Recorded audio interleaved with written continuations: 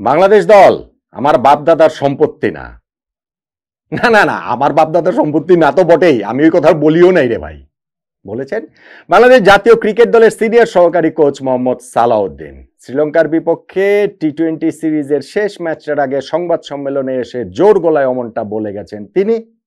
আমি সালাউদ্দিন ভাইয়ের কথার সঙ্গে পুরোপুরি একমত, শতভাগ সহমত। বাংলাদেশ দল সালাউদ্দিন ভাইয়ের বাপদাদার সম্পত্তি না। কিন্তু ওই একমত হওয়ার পাশাপাশি প্রশ্নটাও তো তুলতে হচ্ছে, বাংলাদেশ দল কার বাপদাদার সম্পত্তি? আমাদের ক্রিকেটের এই দীর্ঘ পথ চলে, আপনি বর্তমানটাকেও যদি আপনি মানে শুধু নাম একদম অতীত থেকে ধরে বলছি, এই দীর্ঘ পথ চলার যারা অংশীজন, ধরেন যতজন ক্রিকেটার বাংলাদেশকে রিপ্রেজেন্ট করেছেন, যতজন বোর্ড প্রেসিডেন্ট বাংলাদেশে ছিলেন, যতজন বোর্ড ডিরেক্টর বাংলাদেশে ছিলেন বা আছেন, যতজন সিলেকশন প্যানেলের মেম্বার, যতজন কোচিং স্টাফের মেম্বার, যতজন মিডিয়ার মেম্বার ক্রিকেটটার সঙ্গে মানে সংশ্লিষ্ট, ইভেন যতজন দর্শক, কারো বাপদাদার সম্পত্তি কি বাংলাদেশ দল? না, অ্যাবসলিউটলি না। কিন্তু সালাউদ্দিন ভাইকে তাহলে এটা প্রেস কনফারেন্সে গিয়ে কেন বলতে হয়, কেন তিনি অমনটা বলেন?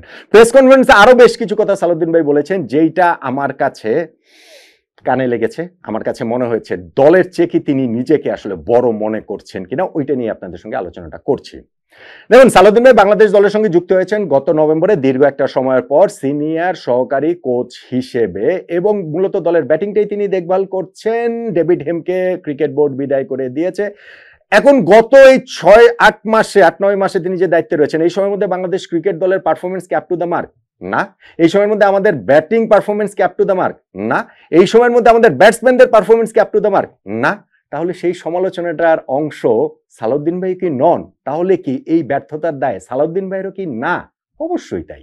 কিন্তু ওই সমালোচনাটা তিনি নিতে পারছেন না বলে আজকে এসে দম্ভ ভরে তিনি বলেন বাংলাদেশ ক্রিকেট দল আমার বাপ দাদার সম্পত্তি না। এই জানা কথাটা তিনি আবারও জানিয়ে দেন, আমার কাছে মনে হয় যে সেই দম্ভের জায়গাটা থেকেই, সমালোচনা না নিতে পারার জায়গাটা থেকে। ভাই, বাংলাদেশ দলের সালাউদ্দিন ভাই কোচিং স্টাফে এখন কাগজে কলমে সেকেন্ড ম্যান, ফিল সিমন্সের পরে, হেড কোচের পরে, অনেক ক্ষেত্রেই তিনি ফার্স্ট ম্যান। এরকম আলোচনা তো বাংলাদেশ ক্রিকেটের সেই জায়গাটাতে রয়েছে। এখন যদি বাংলাদেশ টিমের এই কোচিং স্টাফের সেকেন্ড ম্যানই যদি টিমের খারাপ পারফরমেন্স বা ব্যাটসম্যানদের খারাপ পারফরমেন্সের কারণে সেই সমালোচনাটা না নিতে পারেন, তিনি বাংলাদেশের ক্রিকেটারদের কি শেখাবেন? ব্যাটিং বোলিং তো তিনি শেখাবেনই, বা সেই জায়গাটার তো প্রতিফলন আমরা দেখতেই পাচ্ছি না। এখন এই যে ক্রিকেটারদের এই ম্যানেজমেন্টও তো খুব গুরুত্বপূর্ণ, যে মিডিয়ার কথাবার্তায়, সোশ্যাল মিডিয়ার কথাবার্তায় তারা কিভাবে রিয়াক্ট করবেন এবং সেটা তাদের পারফরমেন্সে কিভাবে প্রভাব ফেলে। আপনি নিজেই তো এটা নিজের ক্ষেত্রে ঠিকমতো মানে রিয়াক্ট করতে পারলেন না, তাহলে হচ্ছে ক্রিকেটারদের আপনি কি শেখাবেন রে ভাই? ব্যাটিং নিয়ে আমাদের এই পারফরমেন্স খারাপ হচ্ছে, সেটা নিয়ে সমালোচনা হবে না। ক্রিকেটারদের ব্যাটসম্যানদের, এই যে লিটন দাস গত ম্যাচে রান পেয়েছেন, 13 টি-20 পরে তিনি রান পেয়েছেন, তার আগে 17 টি-20 পর 50 পেয়েছিলেন, এটা নিয়ে আলোচনা হয়েছে লিটন দাসকে নিয়ে। তো ব্যাটিং এর কোচ হিসেবে সেটাকে আপনাকে নিয়ে সমালোচনা হবে না, আলোচনা হবে না? আর সেটা না নিতে পেরে এসে আপনি প্রেস কনফারেন্সে এটা বলে দেবেন।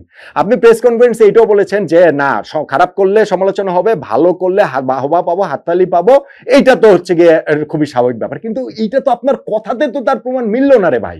আপনি এটা বলছেন, কিন্তু বলার পাশাপাশি আপনার এই কথাবার্তায় তার প্রমাণ তো মিলছে না। বাপদাদার সম্পত্তি নেই, এটা আপনাকে বলতে হবে কেন? আপনাকে কেন ওই কথাটা প্রেস কনফারেন্সে আপনি বলেন যে আমি এখানে ন্যাশনাল টিমে কোচিং, আমাকে চাকরি দেন, আমি এরকম কিছু বলিনি, আমি নিজের ইচ্ছায় এখানে আসিনি? কেন? আপনি কি বাংলাদেশ টিমে কি আপনি দয়া করে এসেছেন? বাংলাদেশ টিমের মানে সংশ্লিষ্ট যারা ছিলেন ক্রিকেট বোর্ডে, তারা আপনার পেছনে পেছনে ঘুরেছেন যে বাংলাদেশ টিমের কোচ যেন আপনি হন, সিনিয়র সহকারী কোচ যেন আপনি হন? আপনাকে হচ্ছে গিয়ে এই জায়গাটাতে আনার জন্য কি সবাই মিলে হচ্ছে গিয়ে ওইরকম একটা অবস্থাতে কি ছিল? তা আপনি এই কথার প্রেস কনফারেন্সে যখন বলেন, ধরেন আমি ধরে নিলাম এটা সত্যি, আমি ধরে নিলাম এটা সত্যি যে বাংলাদেশ টিমের কোচ হওয়ার জন্য মানে হচ্ছে গিয়ে আপনি যে জনে জনে বলে বেড়াচ্ছেন, না বিষয়টা সেটা না, ঠিক আছে। কিন্তু যখন আপনি প্রেস কনফারেন্সে বলছেন যে আমি তো এইখানটাতে নিজের ইচ্ছায় আসিনি, তো বাংলাদেশ টিমকে কি আপনি দয়া করছেন নাকি? বাংলাদেশ টিমের আপনি এসে কি একেবারে ধন্য করে দিচ্ছেন নাকি? এই ইন্টারপ্রিটেশন কি আমরা আসলে করতে পারি না? আপনি বলছেন যে আমাদের এখানে ন্যাশনাল টিমে যদি নাও থাকে তাহলে আমার অনেক কিছু করার আছে। সবারই করার আছে। যে কোনো কোচ আসলেই ন্যাশনাল টিমে না থাকলে তার কি মানে সবকিছু সকল পথ বন্ধ হয়ে যাবে? সফল তো বন্ধ হয়ে যাবে না সালাউদ্দিন ভাই, তাদের সবারই আর অনেক কিছু করার আছে, কিন্তু ন্যাশনাল টিমের এই সেট আপে এসে আপনার সফল হওয়াটা ভীষণ প্রয়োজন বাংলাদেশ ক্রিকেটের জন্য।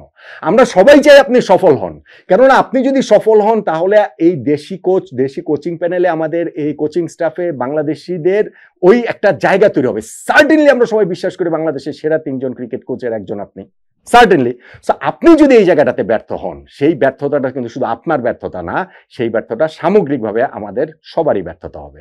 সেই কারণে বাংলাদেশ দল যে আপনার বাপদাদার সম্পত্তি না সেটা মনে না করিয়ে দিয়ে, আপনি যে এইখানে নিজের ইচ্ছায় আসেন নাই সেটা মনে না করিয়ে দিয়ে, আপনার যে আরো অনেক অপশন রয়েছে ন্যাশনাল টিম ছাড়া সেইটা মনে না করিয়ে দিয়ে, বরং নিজের কাজটা করেন। বৃক্ষ তোমার নাম কি ফলে পরিচয়, আমাদের ব্যাটসম্যানরা যদি ভালো করেন, ন্যাশনাল টিম যদি ভালো করে, তাহলে আপনার হাততালি আমরাই আসলে দেব। প্রেস কনফারেন্সে এসে এই দম্ভ ভরা কথা ঠিক আপনার মুখে সাজাচ্ছে না। আপনার ফেলিওরটা আমরা আসলে এফোর্ড করতে পারবো না সালাউদ্দিন ভাই।